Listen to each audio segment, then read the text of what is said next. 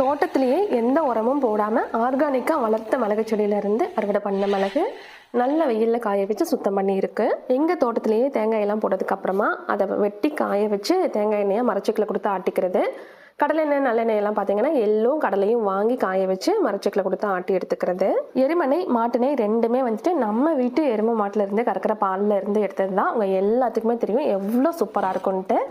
நம்மளோட எருமனையெல்லாம் பார்த்தீங்கன்னா சித்தாவில் வந்துட்டு மெடிசனுக்காக யூஸ் பண்ணிகிட்டு இருக்காங்க.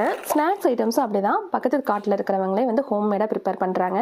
அஜினமோட்டோ சோடா உப்புன்னு எதுவுமே சேர்க்கறதில்ல. எவ்வளோ சாப்பிட்டாலும் ஒன்றுமே பண்ணாது. எல்லாமே ஆர்டர் எடுத்ததுக்கு அப்புறமா ஃப்ரெஷ்ஷாக ப்ரிப்பேர் பண்ணுறது. தினமும் ஃப்ரெஷ்ஷான எண்ணெயில் நிறைய எள்ளெல்லாம் போட்டு எள்ளு சீடை, அதிரசம், முறுக்கு, மிக்சர், லட்டு, மைசூர் பாக்குன்னு நிறைய ஸ்வீட், காரம்னு ஸ்நாக்ஸ் எல்லாமே இருக்குது.